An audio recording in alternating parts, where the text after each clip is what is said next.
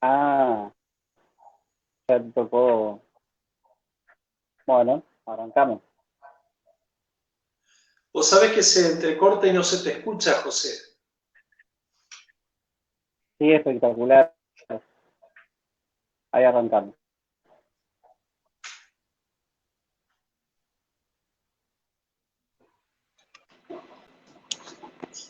Ahí se escucha mejor.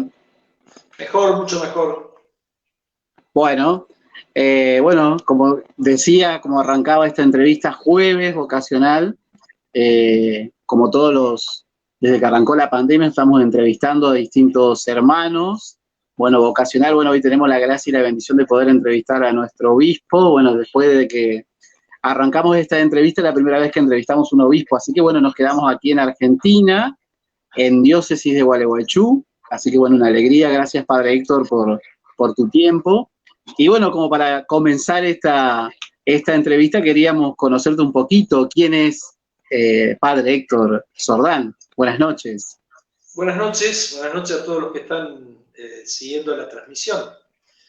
No sé desde dónde sigan, pero me decías, Sí, te cuento, sí, mirá, está saliendo para una plataforma de unos hermanos de México, así que bueno, saludamos a los hermanos de México, y también para una plataforma de una hermana que evangeliza a través de la música, Lorena Cabrera, de Cañada de Gómez. Así que bueno, mirá vos, Arquidiócesis de Rosario. Bueno, vamos a enganchar ahí con mi historia. Vos sabés sí. que yo me crié y me formé para la vida consagrada y el ministerio sacerdotal en Rosario, en Capitán Uh-huh. Bermúdez, cerquita de Rosario. Allí en el Gran Rosario. Nací en el norte de la provincia de Santa Fe, una localidad, una ciudad que se llama Calchaquí, pero de muy chico. O sea, yo tenía 4 años cuando con mi familia vinimos a la zona del Gran Rosario por cuestiones Uh-huh. de trabajo de mi papá. Y, o sea, me siento más, digamos, bermudense sí, que norteño, digamos, ¿no? Eh, allí en Capitán Bermúdez, que queda también cerca de Victoria, donde estás ahora, Sí, exacto. cruzando el río, pocos kilómetros, ¿no? Cruzando el Eh, río, sí. sí. Bueno, allí me crié, fui a la escuela primaria, a la escuela secundaria, hice mi primera comunión, la catequesis de primera Uh-huh. comunión, la confirmación. Eh, estudié en el seminario de Rosario, Uh-huh. y la formación para la vida consagrada en mi comunidad, ¿no? Allí en la parroquia San Roque de Capitán Bermúdez. Allí en esa iglesia parroquial hice mis votos religiosos, tanto los temporales como los perpetuos. Allí me ordené de diácono y también me ordené de sacerdote. Ya hace unos cuantos años, 36, en el año, 36. sí, 36, el año 1984. Fui párroco allí en mi parroquia por 6 años y después me tocó ser párroco en la parroquia Nuestra Señora de los Dolores de Buenos Aires, de la capital Uh-huh. federal, ¿no? Y después regresar de nuevo a Capitán Bermúdez con tareas distintas, digamos, ¿no? La formación de los seminaristas, misioneros y el Centro Superior Regional de mi congregación para la región argentina. Bueno, y ahí en eso estuve unos cuantos años, hasta que al final, en el año 2016, nuevamente me confieron la tarea de ser párroco en la parroquia de Buenos Aires, de los Uh-huh. Dolores, y estuve poquito tiempo disfrutando de esa tarea, porque ya después el Papa Francisco me pidió que venga a Gualeguaychú para ser obispo. Y ahora, desde hace 3 años y medio, estos días se están cumpliendo los 3 años y medio, estoy aquí en Gualeguaychú como obispo de la iglesia en el sur entrerriano. O sea que yo decía que soy más bermudense que norteño y ahora tengo que decir soy más entrerriano que santafesino. Bueno, pero por ahí yo estuve viendo un poquito, observando tu historia y estuviste un tiempo aquí en Victoria formándote en Ciencias Sagradas de la Abadía, así que no sos Sí, tan desconocido acá en Victoria. no, para nada. No, no. Y además, bueno, cuando no estaba el puente con la famosa lancha que venía desde Puerto San Sí, Martín, sí. muchas veces he venido a la abadía. Y al mismo tiempo, bueno, después con el puente mucho más fácil, ¿no? Sí. Venir desde Rosario. incluso a pasar el día o a pasar la tarde, ¿no? Ya sea en la abadía como en la costanera de Victoria. Así que no, para nada era desconocido de Victoria. Una cosa interesante que me parece que es bueno destacar es esto. En Capitán Bermúdez, allí donde me crié, hay muchas familias entrerrianas, sobre todo de la costa del Paraná, ¿no? De Victoria, de Nogoyá, no es tanto costa del Paraná, pero bueno, de Diamante, de Las Cuevas, por ejemplo, ¿no? Algunos de Gualeguay también, pero sobre todo Victoria y digamos la costa del Paraná. Así que ya conocía a muchos entrerrianos, incluso sin saber que tenía que venir a vivir aquí al sur entrerriano. Y una cosa que yo siempre destaco es esto. Digamos, yo siempre encontré buena gente entre los entrerrianos. Y viniendo acá lo he comprobado realmente, ¿no? Gente sencilla, muy cordial, amigable, festiva. Realmente me parece que esas son algunas de las características, ¿no? Y he encontrado al venir acá.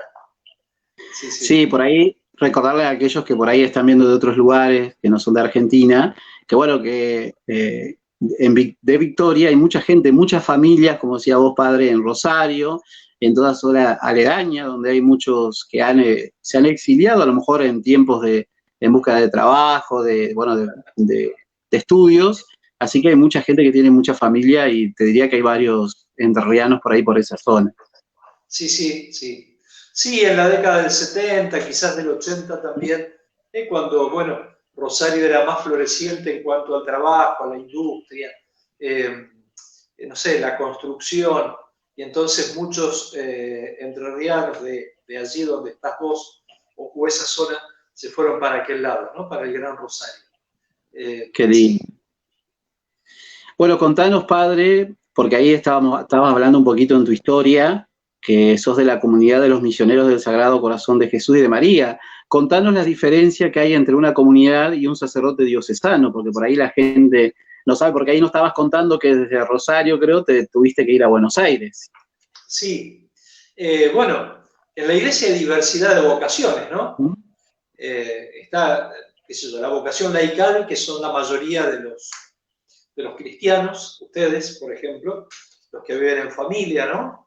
Esposos, padres, vecinos, ¿no? Y hay otras vocaciones también, como la del ministerio sacerdotal o de la vida consagrada. Ministerio sacerdotal, los sacerdotes diocesanos, por ejemplo, ¿no? Pertenecientes, en el caso nuestro, al clero, digamos, o al presbiterio de Gualeguaychú. Y también vida consagrada masculina y femenina, ¿no? Vida consagrada femenina, las religiosas, las monjas, que decimos, ¿no? Que generalmente viven en comunidades, comparten un carisma, comparten una tarea en común, ¿no? Y también hay vida consagrada masculina, ¿no? Que también es un grupo de varones que comparten la vida comunitaria, un carisma, un apostolado en común, ¿no? También es verdad que dentro de la vida religiosa masculina puede haber sacerdotes, ¿no? De hecho, yo soy sacerdote perteneciente a la vida religiosa masculina, a una congregación que se llama Misioneros de los Sagrados Corazones. Y me parece que es interesante también esta otra, no sé si distinción, riqueza, digamos, esta otra riqueza. Hay diversidad de familias o comunidades religiosas, cada una con, digamos, como un don del Espíritu para la Iglesia, ¿no? Con un carisma particular. Y eso enriquece a la Iglesia, ¿no? Qué sé yo, por ahí conocemos a los franciscanos, por ejemplo, ¿no? Que le aportan el espíritu de Francisco, de la fraternidad universal y del cuidado de la tierra, ¿no? y de la pobreza evangélica. No sé, los salesianos que se dedican sobre todo a la evangelización de los jóvenes, ¿no? Los benedictinos allí en Victoria que se dedican más a la vida fraterna, comunitaria, a la liturgia y al trabajo manual. Cada comunidad tiene su particularidad, que es una riqueza para la vida y para la misión de la Iglesia. Bueno, un poco ese el panorama. Yo pertenezco, decíamos, a una congregación religiosa, sacerdote desde hace 34 años, misionero de los Sagrados Corazones, y bueno, allí en mi vida comunitaria y religiosa es donde me fue a buscar el Papa Francisco para nombrarme, designarme obispo de acá, del sur de Entre Ríos. Qué lindo. ¿Y cuál sería un poco, padre, la esencia de la comunidad de los Sagrados Corazones de Jesús de María? ¿Cuál sería la misión, por decirlo así? Sí, mira, en la vida religiosa, a esto que vos le llamas esencia o misión, se le llama carisma, ¿no? Carisma. Claro, que es un don del Espíritu para la Iglesia a través de un fundador, en el caso de los misioneros de los Sagrados Corazones, el padre Cayetano Enrico, un sacerdote italiano, napolitano, que vivió en la primera mitad, digamos, del siglo XIX, de 1791 hasta 1860, y sobre todo la espiritualidad del corazón de Jesús y del corazón de María, ¿no? Digamos, como siendo misioneros de la misericordia del Padre, la misericordia de Dios expresada en el corazón de Jesús, ¿no? El corazón que tanto nos ama y que fue capaz de dar la vida por amor en la cruz, y el corazón de María, que es el corazón más parecido al de su Hijo, ¿no? Y así como apostolado particular, la misión popular y el apostolado de la palabra, ¿no? El anuncio de la buena noticia del Evangelio a través de distintos instrumentos del apostolado de la palabra, la misión popular, la catequesis, la predicación, un poco todo esto. Amén. Contanos, bueno, ahora te voy a llevar un poquito a lo de tu vocación, ¿no? Ahí nos contaste un poquito tu historia, cómo se fue dando, pero nos gustaría que nos cuentes cómo fue naciendo esa vocación, cómo fue esa inquietud, cómo tomaste la decisión de decir, bueno, me voy de sacerdote, si fue fácil, si fue difícil. Mira, ninguna decisión de este tipo es fácil. Así como no es fácil las decisiones en el noviazgo o para el casamiento, ¿no? Está siempre la inquietud, no digo la duda, pero sí como la incertidumbre, ¿no? Porque, bueno, es digamos, un paso que uno da para toda la vida. También la decisión para la consagración y para la vocación sacerdotal también está, digamos, mezclado con inquietudes, incertidumbres, miedos también, ¿por qué no? Pero uno va descubriendo o va teniendo esta certeza, ¿no? De que Dios te llama y te elige, o te elige y te llama para Él. Y esa certeza, cuando se comparte con el director espiritual, después en el tiempo de la formación, con los formadores, y cuando en algún momento la iglesia te dice, bueno, te aceptamos para, no sé, realizar el noviciado, que es una etapa de formación para la vida religiosa, o hacer los votos de pobreza, castidad y obediencia, o ordenarte de diácono, o ordenarte de presbítero. Bueno, la iglesia va confirmando esa intuición interior que tenés, ¿no? En definitiva, uno le llama vocación, ¿no? Es esa certeza de ser llamado por Dios para esta vocación particular. En el caso mío, yo creo que mi vocación nació en mi familia, claro. o mejor todavía, yo pondría dos lugares, mi familia y mi parroquia, ¿no? Mi familia es una familia creyente, de misa dominical, no me acuerdo de haber faltado nunca a misa un domingo, por ejemplo.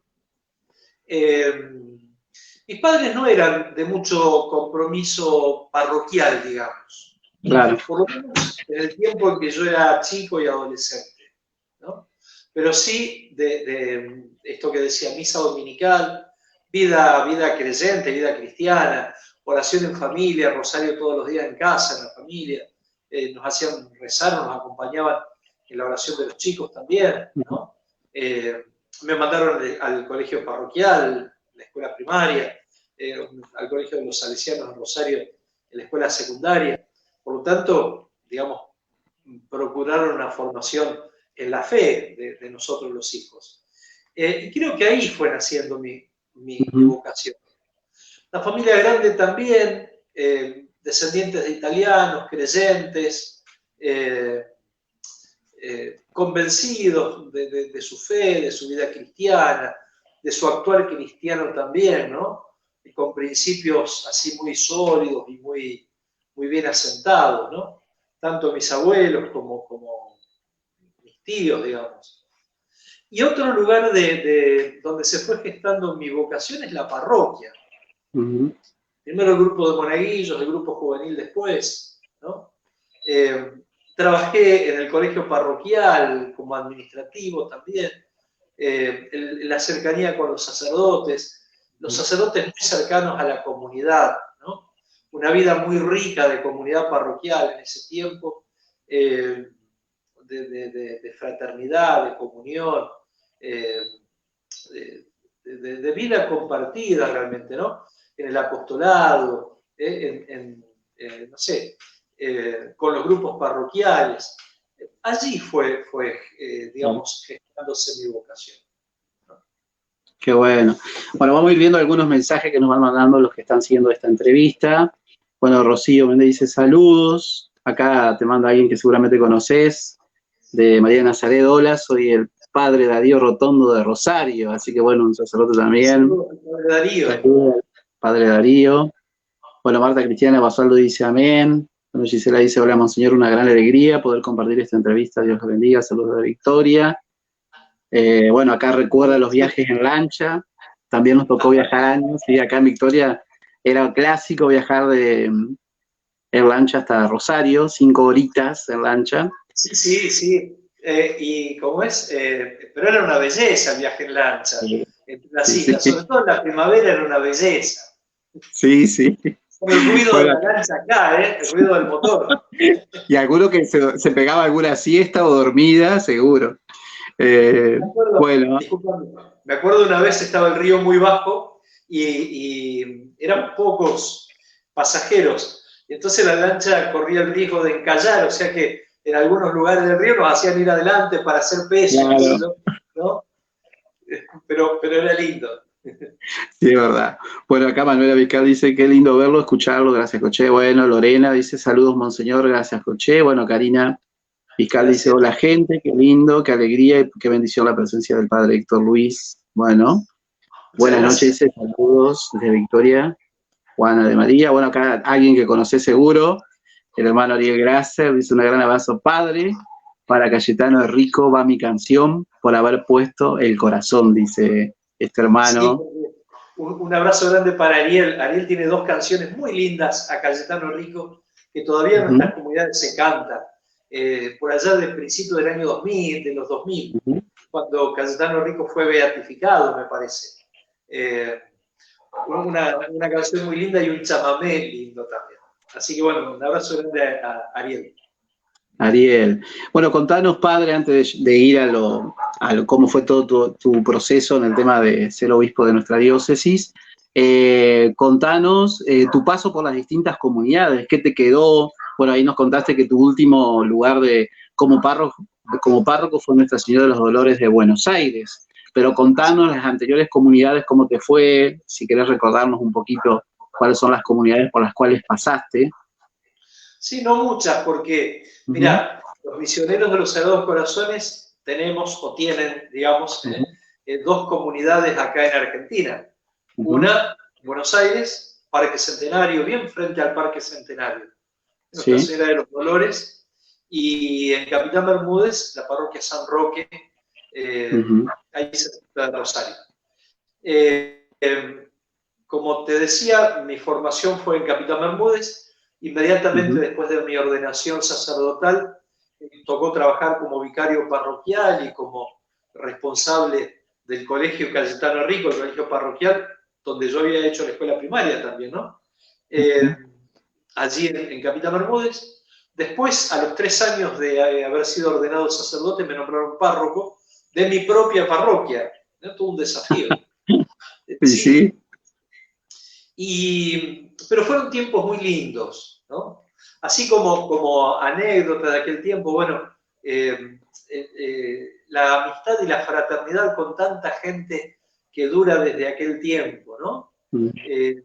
los inicios de la catequesis familiar, por ejemplo, en la parroquia, con un grupito tan lindo de gente que entendieron la dinámica de la catequesis parroquial y se sumaron, se engancharon y trabajaron mucho para armar la catequesis familiar, que después da fruto para la vida de la comunidad, ¿no?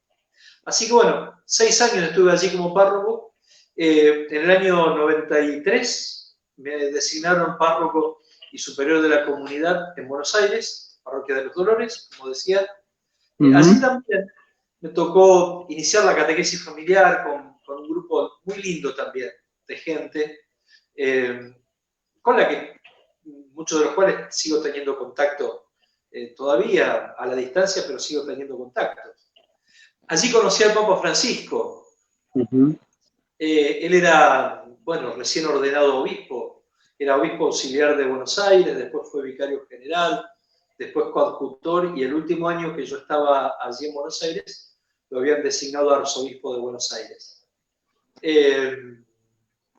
No te puedo decir que haya habido una amistad, pero sí una cercanía linda, una fraternidad muy linda, ¿no? Nos visitaba mucho en la parroquia. Lo invitábamos también, ¿no? Porque, bueno, era religioso o provenía de la vida religiosa como nosotros, él de los jesuitas, ¿no? Así que había una sintonía particular. Después, cuando dejé de ser párroco en Buenos Aires y ya volví a Capitán Bermúdez, muchas veces lo he llamado, incluso pidiéndole consejo o que me iluminara o me ayudara a pensar algunas cosas de la vida de comunidad o de la vida personal, como, digamos, una dirección espiritual así para casos puntuales, ¿no? Y me atendió siempre muy fraternalmente y muy bien. Bueno, eso. Allí, en Buenos Aires, conocí a otro entrerriano también, digno de destacar, el monseñor Raúl Rossi, nativo de acá de Gualeguaychú, ¿no? Sí. Que de muy joven fue a Buenos Aires a estudiar. Allí lo encontró el Señor y lo llamó a ser sacerdote y después obispo auxiliar de Buenos Aires. En ese ministerio lo he conocido y he compartido también mucho con él. Qué lindo. Así que, ¿y ahora tenés teléfono directo con Francisco o ya no? No, teléfono directo no. Comunicación, digamos, fácil, pero no directa. Claro. Sí, sí. Y bueno, contanos cómo fue. La última vez que estuve con él y que pude conversar fue el año pasado, en el mes de mayo, cuando tuvimos la visita ad limina, esa visita que cada 5 años tenemos que hacer los obispos de todo el mundo. Tuvimos un encuentro grupal con él, todos los obispos que íbamos a la misma visita, en el mismo grupo de la visita, unos 30 y pico éramos, y después tuve la oportunidad, la suerte, el regalo de poder saludarlo en la audiencia del miércoles 8 de mayo. Allí fui el último en saludarlo, ¿no? Y entonces nos quedamos conversando un ratito. Habrá sido 3 minutos, no sé cuánto, ¿no? Pero fue un regalo, sí. Y de hecho, esas fotos mías que andan dando vueltas por las parroquias de la diócesis, con el Papa Francisco, las sacamos ese día allí. Qué lindo, sí, sí, esa foto recorre, sí, ¿verdad? Anda en las redes, bueno, y en tu... Sí. Contanos, padre, ¿cómo fue esa llamada? Si bien ya la has contado, pero me gustaría que nos cuentes cómo fue esa llamada donde te dicen, bueno, que estás nombrado obispo, porque recordemos que te tuvieron que ordenar obispo primero y después tomar posesión de la diócesis, ¿no? Contanos cómo se elige o cómo el Papa dice, bueno, voy a poner a Héctor como obispo de Gualeguaychú. ¿Cuáles son los requisitos o los pasos? Mira, cómo se elige no tengo idea. Te puedo decir cómo, de este lado, como lo que yo viví, ¿no? Vos sabés que un día, un martes a la mañana, suena el teléfono en la parroquia, bueno, yo era párroco allí, y el secretario del nuncio se presenta y me dice, el nuncio necesita hablar con usted. ¿Qué pasó? ¿Qué pasó? Claro. No. ¿cuál es el tema? Obviamente que no correspondía preguntar de qué quiere hablar, ¿no? Bueno, me dio cita para el viernes a las 3 de la tarde, ¿no? Claro, del martes al viernes fue, ¿no? Tuve una expectativa. Ahí está, se había puesto negra la pantalla. Viernes 3 de la tarde voy y bueno, empezamos a conversar, obviamente que llevaba la conversación él, ¿no? Claro. Era invitado. De bueyes perdidos, ¿no? De historias, bueno, qué sé yo.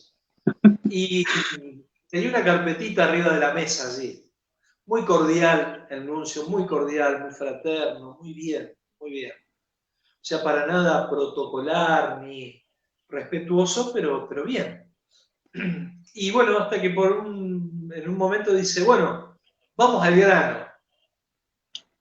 Introdujo así. Y entonces me dice, el Papa Francisco le pide que sea obispo de Gualeguaychú. Ahí me empezaron a temblar las piernas, ¿no? Ay, sí. Claro. Entonces, bueno, yo pregunté, bueno, y no sé, ¿cuándo necesita la respuesta? Ahora. Claro. Bueno, obviamente que hay siempre una primera conmoción, ¿no? Un poco de emoción, un poco de miedo, de susto, de... Por ahí, bueno, el nuncio me dice si me invitó a tomar un café, ¿no? Fue, lo preparó, lo trajo, tomamos el café. Eso no me acuerdo si fue antes o después de la noticia. Y después sí me dio algunas indicaciones, sugerencias, digamos, para el pastoreo de la diócesis, ¿no? Una cosa que me acuerdo y que la cuento, porque total no hay problema, que creo que es muy lindo, que cuida a los sacerdotes, ¿no? Qué lindo. Y así me dijo, y intento hacerlo. Si usted va viajando a algún pueblo y va con tiempo y pasa por otro pueblo, vaya a visitar al sacerdote de ese lugar que queda, ¿no? Y suelo hacerlo, ¿no? No siempre, pero suelo hacerlo. Y después sí me pidió 3 cosas que me parecieron muy razonables. Primero, que la ordenación sea aquí en Gualeguaychú, porque generalmente hay pocas ordenaciones de obispos en las ciudades del interior, en las diócesis del interior, ¿no? Que la toma de posesión sea en la misma celebración de la ordenación y que, si me parecía bien, quien me ordenara de obispo fuera el obispo, el predecesor, ¿no es cierto?, el que había sido obispo anterior a mí. Me parecieron espectaculares las 3 cosas. Y a Monseñor Lozano yo lo conocía desde hace mucho tiempo ya, cuando fui párroco en Buenos Aires. No te digo que éramos amigos, pero sí muy conocidos, ¿no? Muy conocidos. Así que fue una alegría pedirle a él que sea quien me ordene. Y fue la ordenación acá, el 28 de mayo del 2017. Una fiesta, realmente, una fiesta, que se vivió como fiesta de la comunidad diocesana, ¿no? Todavía recuerdo así, recuerdo incluso el sonido, ¿no es cierto?, del canto de entrada, de la celebración, los aplausos cuando entramos los obispos, ¿no? Distintos momentos de la celebración, en la cordialidad de la gente. Y sobre todo una cosa que me impactó es esto. Yo leí todo eso, ese afecto de la gente, esa aceptación, como una expresión de la fe de la gente. A mí no me conocían, ¿no? No me conocían, era la primera vez que me veían, pero reconocían en mí a quien la iglesia les regalaba como obispo, ¿no? Y nuestra gente sabe que el obispo es el que le da también unidad a la iglesia diocesana. Y entonces, yo lo leo desde esa perspectiva, ¿no?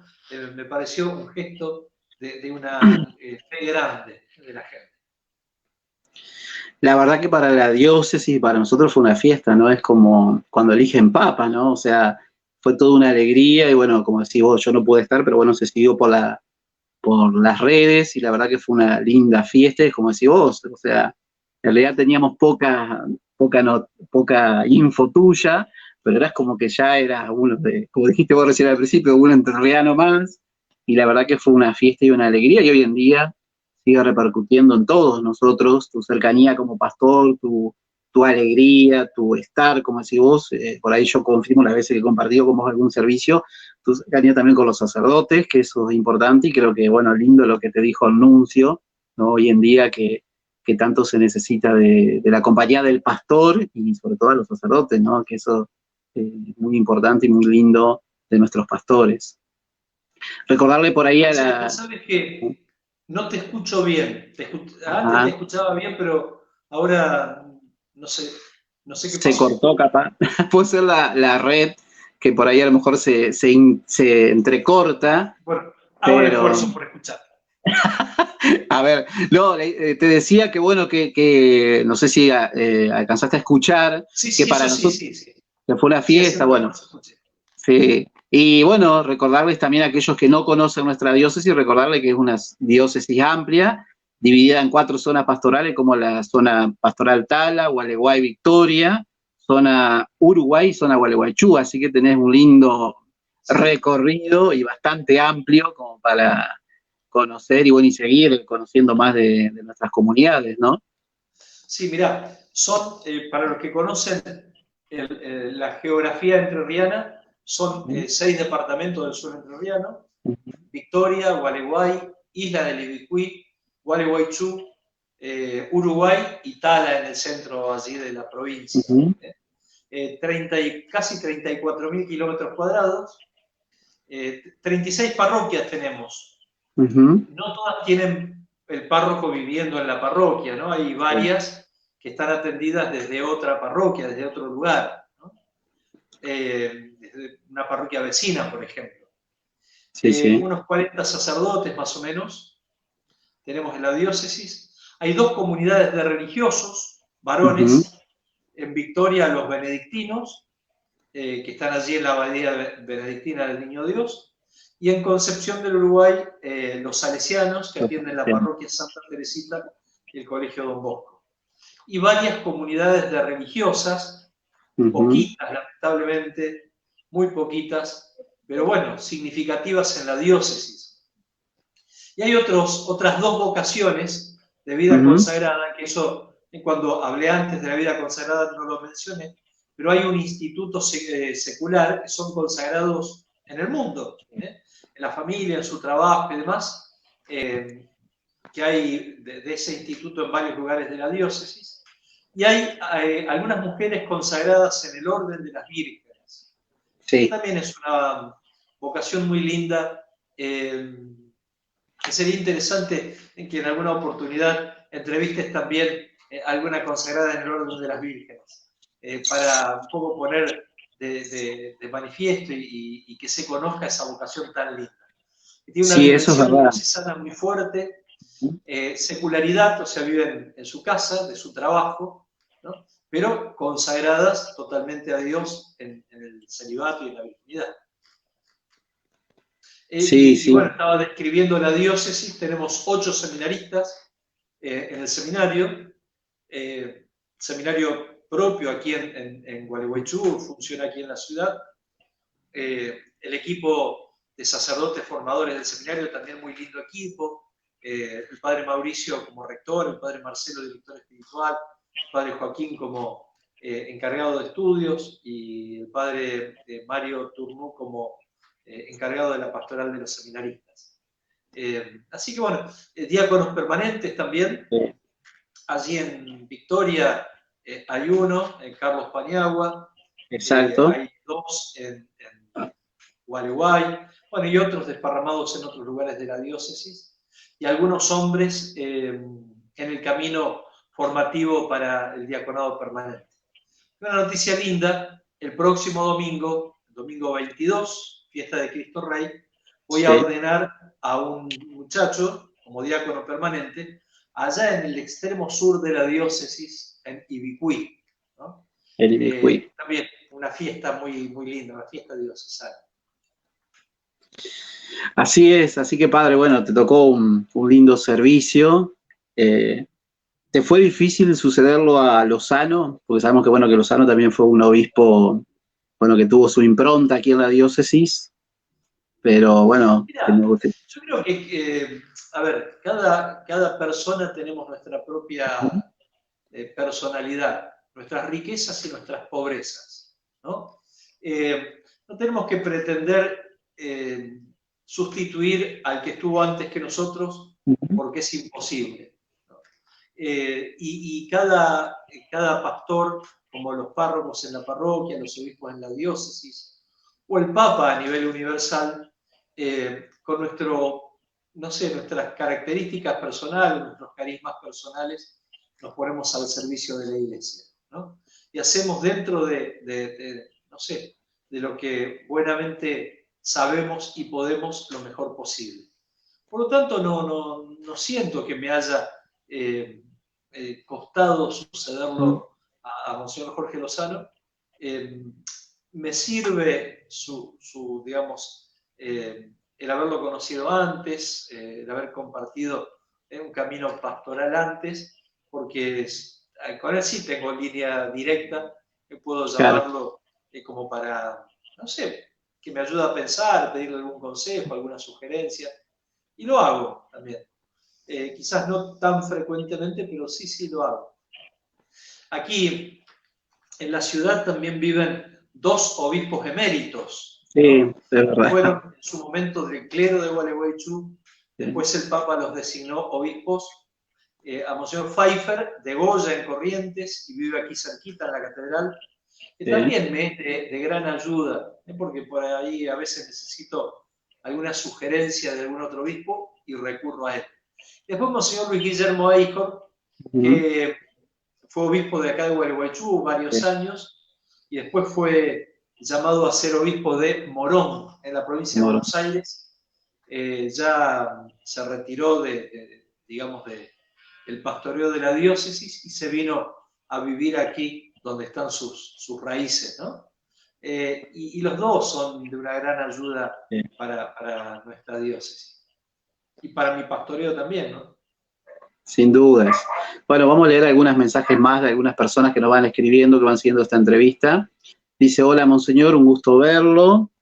Acá Marta dice, qué bueno escuchar a nuestro pastor, abrazos desde Victoria, parroquia de San Roque. Bueno, aquí dice, saludo, Monseñor, dice Gregoria, desde parroquia San Roque, lo apreciamos mucho. Bueno, saludos, qué sorpresa.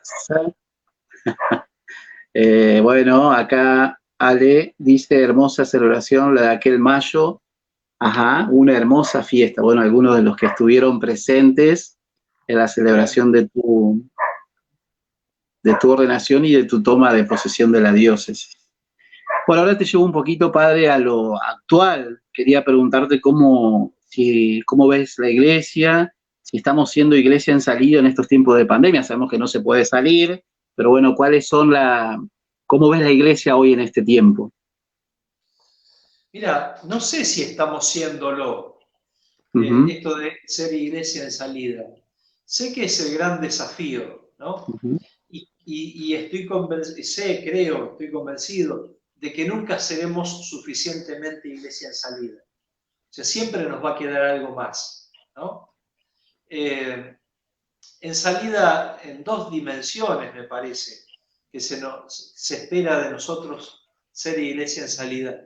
Por un lado, al encuentro de los otros, para precisamente crear puentes de acercamiento y de encuentro, ¿no? De fraternidad, en definitiva, que es lo que nos invita a vivir el Papa Francisco desde la última encíclica, ¿no? Fratelli Tutti. También salir al encuentro de los otros con gestos de solidaridad, de servicio, de caridad, ¿no? De fraternidad. Y la otra dimensión de la salida de la iglesia es también, que no es menos fraternidad que la otra, ¿no? Pero es salir al encuentro de los otros para anunciarles la buena noticia de Jesús y para invitarlos a ser discípulos, como lo somos nosotros, ¿no? Yo creo que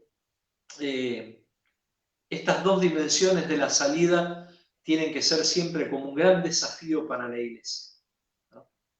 Y lo que te decía antes, nunca vamos a ser suficientemente iglesia en salida. Siempre nos va a quedar un poquitito más, ¿no?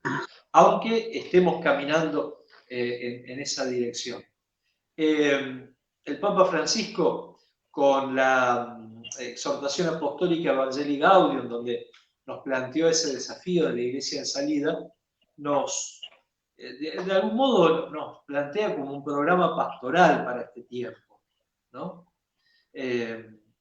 Y sobre todo, creo que también allí dos dimensiones. Por un lado, la actitud misionera que se expresa en esta imagen, ¿no?, de la iglesia en salida, y la otra, la de la conversión pastoral, que nos tiene que llevar a repensar todas las estructuras, él dice hasta los horarios, ¿no?, de la iglesia, para superar una pastoral de conservación, o sea, de cuidar aquello que tenemos, que no se rompa, sino ir mucho más allá, ¿no? Y facilitar el encuentro con la gente para anunciarles la buena noticia de Jesús. Entonces, me parece que desde esa perspectiva, cada comunidad se tiene que poner como, digamos, a la escucha de sí misma para ver si, en qué medida estamos realizando ese proyecto pastoral que, a ver, no es una invención del Papa Francisco, es lo que la Iglesia descubre que necesita hoy de ella misma y lo que el mundo necesita de la Iglesia hoy. Así es, sí, sí. Bueno, quería, ya que lo estabas nombrando a Francisco, me gustaría llevarte a otro tema que por ahí siempre cada tanto surge como tapete. Sabemos que como argentinos para nosotros fue una alegría inmensa tener al Papa argentino, pero me gustaría preguntarte cómo sentís que lo estamos tratando a nuestro Papa como país, ¿no? Porque a veces siempre algún comentario o alguna foto con alguien particular siempre es como que se lo quiere desviar al Papa como con una idea política o cercano a tal color político. Mirá, nosotros nos estamos perdiendo la riqueza de tener a un argentino Papa, o la hemos perdido, ¿no? Sí. Por estupideces internas y por el chiquitaje doméstico, casero. Yo creo que el hecho de que uno de los nuestros haya sido elegido Papa era una gran oportunidad para nuestro país. No solamente para la Iglesia en Argentina, sino para el país como sociedad, como comunidad nacional. Indudablemente Francisco va a ser el argentino más notorio de la historia, ¿no? Maradona, Messi, dentro de, no sé, 100 años, ¿quién se va a acordar? Y de Francisco se van a acordar, no nosotros, se van a acordar porque está en la lista de los papas, ¿no? Es el papa número 100, no sé, 60 y pico, ¿no? Y lo va a hacer para toda la historia de la humanidad, ¿no? Y me parece que por meterlo en el chiquitaje doméstico nos hemos perdido la oportunidad de explotar la riqueza de un argentino papa. A mí me parece que malintencionadamente se lee mal lo que Francisco dice, lo que Francisco hace, sus gestos, ¿no? Uno no puede dejar de ver que detrás de eso hay alguna intencionalidad política o económica o de algún otro signo, digamos, pero hay alguna intencionalidad, ¿no? De que se desconozca la figura del Papa, se la mal conozca, ¿no?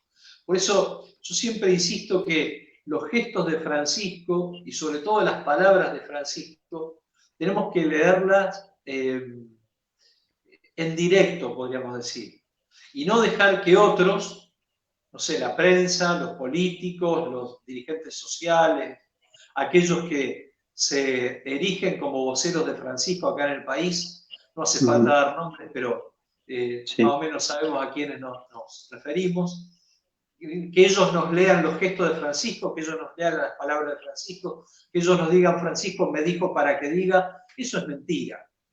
Claro. leamos directamente a Francisco. Vayamos a, qué sé yo, a AICA, al Observatorio Romano. Hoy la mayoría tenemos acceso fácil a Internet. Busquemos allí las palabras de Francisco, ¿no?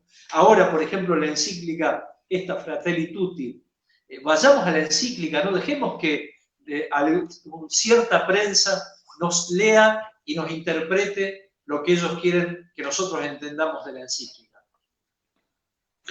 Exacto, sí, sí, sin duda, ¿no? Porque estos días y en estos tiempos, bueno, las palabras de nuestro Santo Padre como que siempre son transversadas, por decirlo así.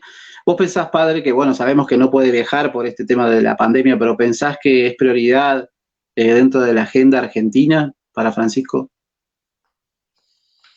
No sé, es más, en este tiempo, en estos 8 o 9 meses que llevamos de pandemia, nos hemos olvidado del viaje del Papa a Argentina, así que no sé qué estará pensando.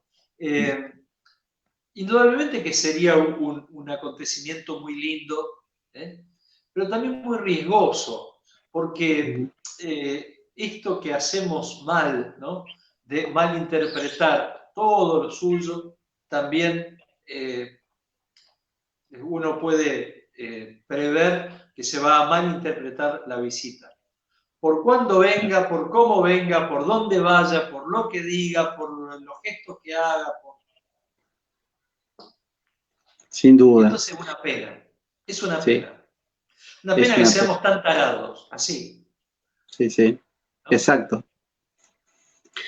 Pero bueno, Monseñor, bueno, leemos otros mensajes, ya después ya te voy a dejar libre porque sé que también tenés muchas cosas por hacer. Acá dice, bueno, Elba, Rosa Paniago, bueno, buenas noches, un gusto escucharlo, Monseñor, muy buena la pregunta. Bueno, acá un hermano, Fran Fuentes, un hermano salvadoreño que está en Estados Unidos, en Nueva York, que es músico, así que bueno, saludos, dice, saludo al padre Héctor. Gracias, Fran, por Saludos estar. para él. Y bueno, antes de terminar, me gustaría, yo siempre te lo pregunté la otra vez, pero nos gustaría que nos cuentes de qué está hecha la cruz que llevas ahí, como que te identifica como obispo. Yo creo que una vez te pregunté de qué estaba confeccionada, exacto. Tengo tres cruces. Uh-huh. Esta me la regaló un cura amigo de Rosario, ¿no? Que en un viaje suyo a Alemania, creo que la trajo de Alemania y celebró la misa con la cruz, me parece que en un campo de concentración, no sé si en Alemania o en Polonia, ¿no? O sea que es significativa por eso, por el regalo, ¿no? Después tengo una cruz de madera de olivo, ¿no? Uh-huh. Que el olivo es un árbol muy, muy simbólico y significativo, ¿no? Y después tengo la cruz de mi ordenación, que es parecida a la del Papa Francisco. La cruz que tiene al Jesús buen pastor pastoreando las ovejas. Es digamos, la cruz pectoral es el signo de los obispos, ¿no? Pero más significativo de los obispos es la mitra, Uh-huh. el sombrero este que usamos en las celebraciones litúrgicas, y el báculo, el bastón del pastor. Esos dos son los signos más importantes del episcopado y que se reciben en la celebración de la ordenación. Así es. La mitra significa un poco la potestad de gobierno sobre la iglesia, de pastoreo en definitiva, y se suma al signo del báculo, que es el bastón del pastor, ¿no? El báculo es bien signo del pastoreo. De hecho, en algún idioma, en italiano, por ejemplo, le dicen el pastoral, ¿no? Al báculo. Precisamente por esa significación. Qué bueno, padre. Bueno, antes de un mensaje final, nos gustaría que nos cuentes a ver cómo se está llevando el protocolo en nuestra diócesis con el tema de las misas, la Eucaristía, cómo se está llevando a cabo todas estas celebraciones ahora en estos tiempos. Con una diversidad muy grande que también responde a la diversidad de situaciones en los distintos lugares de la diócesis. Por ejemplo, acá en la ciudad de Gualeguaychú fue casi uno de los primeros lugares en la diócesis donde tuvimos mucha gente contagiada. De hecho, pensar en ir desde Gualeguaychú hasta a otra ciudad de la diócesis, digo, como que nos tenían miedo, ¿no es cierto? Ahora, después, ha bajado un poco, o se ha mesetado el número acá en Gualeguaychú y empezó a crecer en otros lugares de la diócesis. Por lo tanto, hay una diversidad de posibilidades y de realidades en la diócesis. En algunos lugares se celebra misa con grupos más grandes, en otros con grupos muy reducidos. Aquí en Gualeguaychú, por ejemplo, no se permiten más de 10 personas por celebración, por lo tanto, grupos muy chiquitos, ¿no? Y con todos los cuidados, los recaudos que se sugieren, se aconsejan o se piden en este momento. Yo creo que la clave es aprender a cuidarnos, ¿no? Aprender a cuidarnos. Y aunque en este tiempo se posibiliten más cosas, saber que tenemos que cuidarnos es un deber moral también. O sea, cuidar la salud, la propia y la de los demás, no lo sexual solamente es una cuestión moral, sino también el cuidado de la salud y otras cosas, ¿no es cierto? La salud propia, la salud pública, ¿no? También de eso vamos a tener que rendir cuenta. Y entonces el cuidarnos y el cuidar me parece que es la clave en esto. Y bueno, digamos, ir despacito, quizás volviendo a una cierta normalidad, con restricciones, indudable, y con un delicado cuidado, ¿no? En este tiempo se están celebrando primeras comuniones y confirmaciones en muchas comunidades de nuestra diócesis. En otras oportunidades iba yo a celebrar, no digo todas, pero casi todas las celebraciones de la confirmación. Este año he delegado yo a los párrocos para que hagan ellos las celebraciones de confirmación en grupos reducidos. De hecho, vengo ahora, a las 8 de la noche, hace un rato, comenzamos una celebración de confirmaciones en una parroquia aquí en la ciudad con 4 chicos y sus papás y padrinos nada más, ¿no? Así que bueno, cuidándonos. Amén. Bueno, padre, me gustaría, como para cerrar, yo siempre le pido a los entrevistados un mensaje final. Sabemos que en estos tiempos estamos pasando muchas dificultades, bueno, mucha gente con miedo, bueno, con desesperanza también, ¿no? Porque no sabemos qué va a pasar con todo esto, como bien nos decías vos.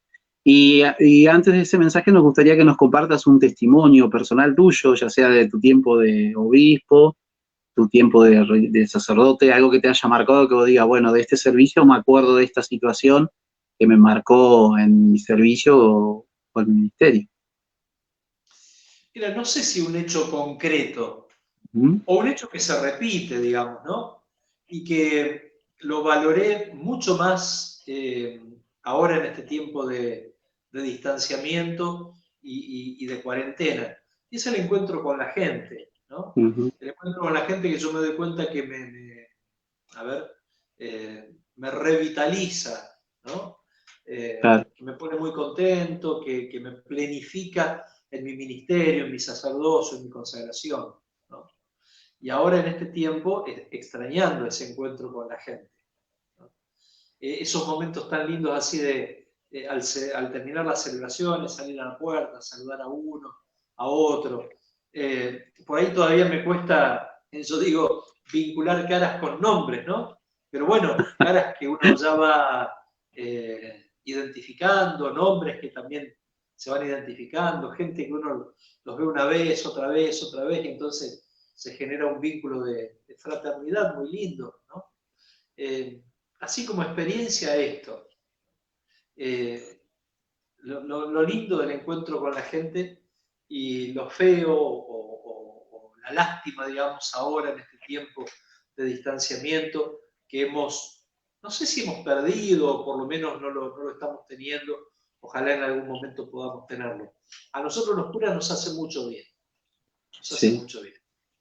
Y como mensaje que vos decías, Vos usaste una palabra que me parece que es la clave del tiempo que estamos viviendo, ¿no? Es la desesperanza o la incertidumbre.